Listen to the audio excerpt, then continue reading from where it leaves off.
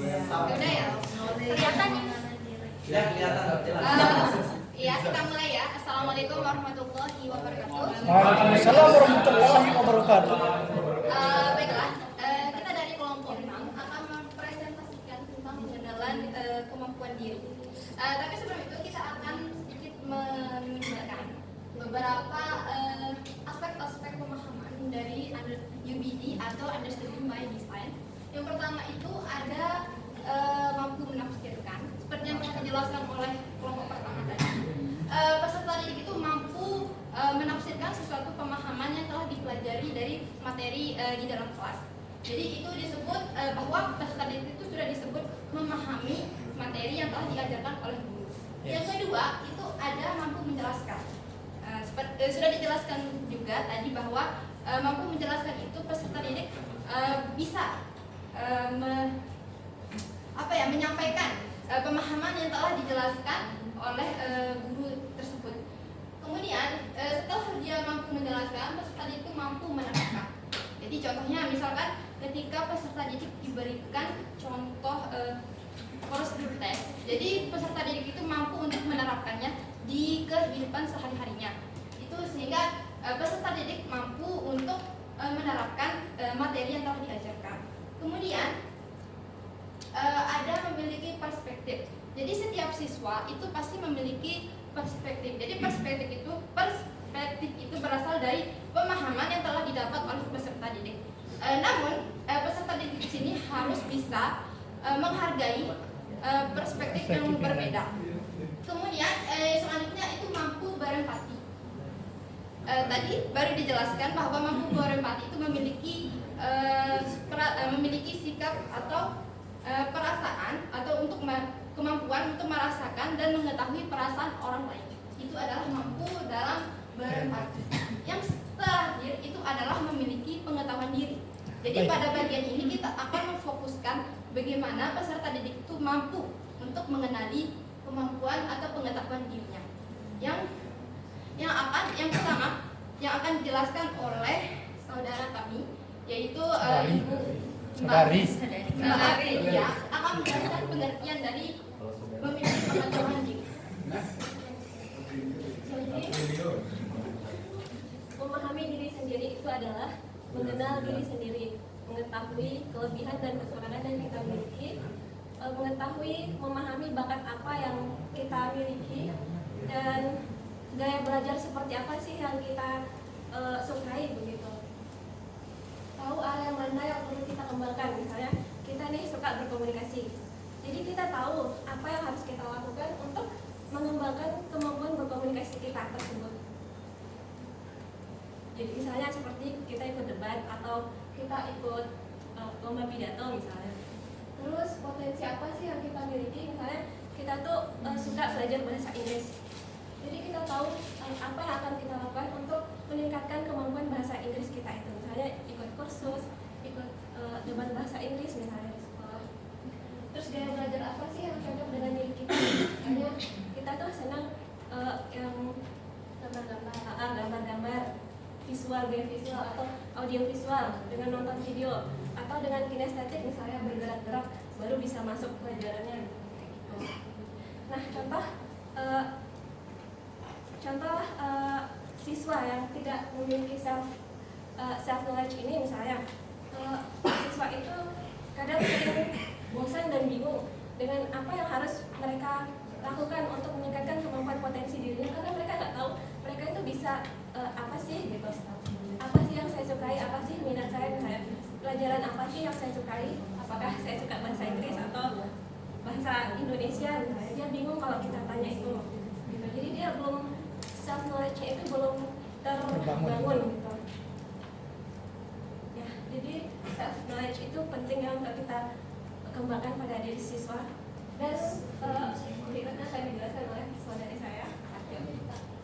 Oke, di sini saya akan melanjutkan contoh konkret dari self knowledge. Nah, di sini contohnya itu di materi descriptive text. Nah, misalnya guru itu bisa membebaskan siswa atau peserta didik untuk membuat suatu produk atau proyek akhir untuk tugas mereka. Misalnya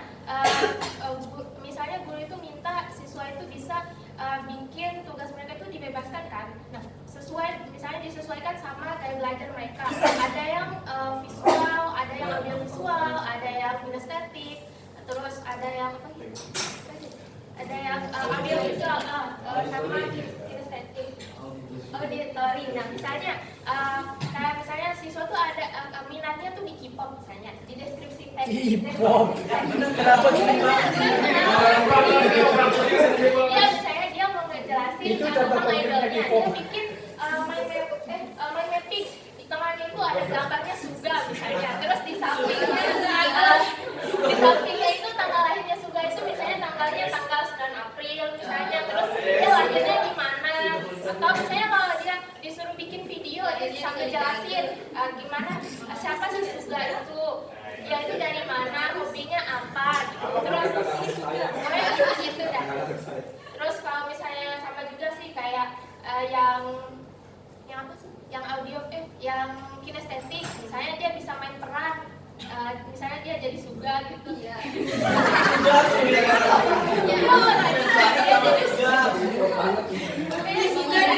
anggota boyband. BTS ya. Terima kasih. Aku tidak tahu ini. Aku sih. Ini. Kalau ada pertanyaan, saran dan Oh, ini sudah itu tadi ya?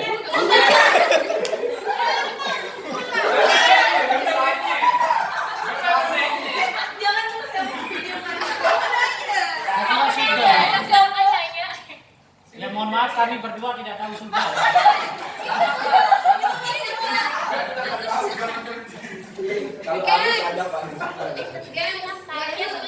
Aku nanya.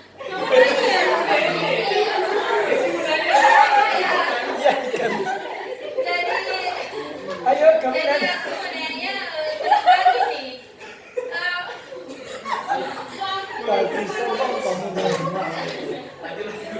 dengar. Ini apa namanya? Siapa yang buat PowerPoint ini? Ibu-ibu Suga dalam ibu-ibu dahlan itu tadi. Dalam mengetahui self knowledge itu sebenarnya apa sih yang harus kita lakukan pertama kali, maksudnya apa yang menjadi hal yang harus ada gitu untuk mengetahui self knowledge itu, karena untuk mengetahui self knowledge itu menurut saya itu butuh waktu untuk mengetahui jati diri kita aja nih, jati diri kita aja butuh waktu gitu. Nah bagaimana cara kita nih sebagai seorang guru untuk menerapkan itu ke siswa kita, untuk mereka mengetahui self knowledge mereka. Ayo kamu jawab ya.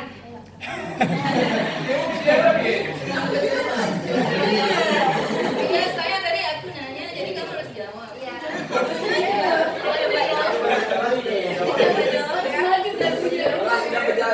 Mbak Desi ingat anak di rumah.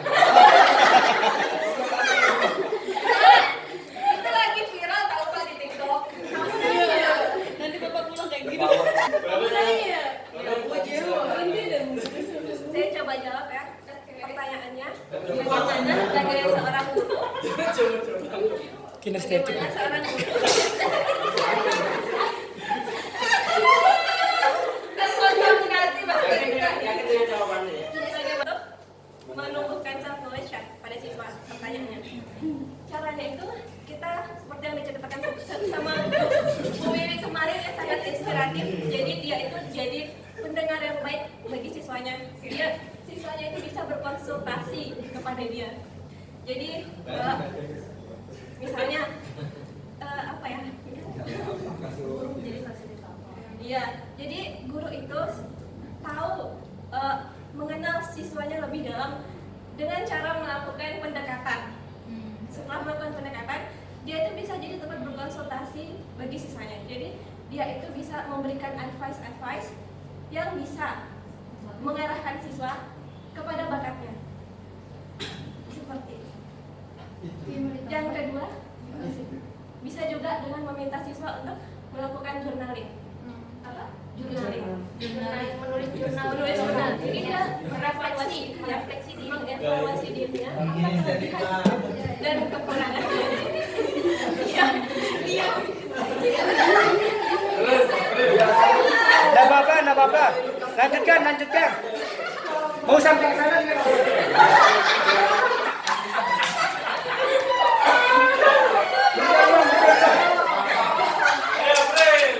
Ayo.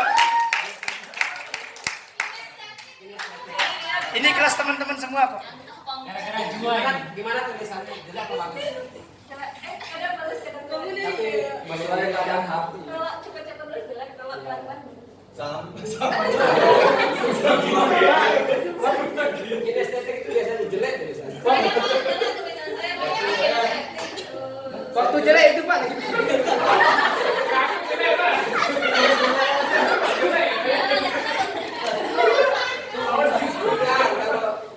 Itu sih cantik.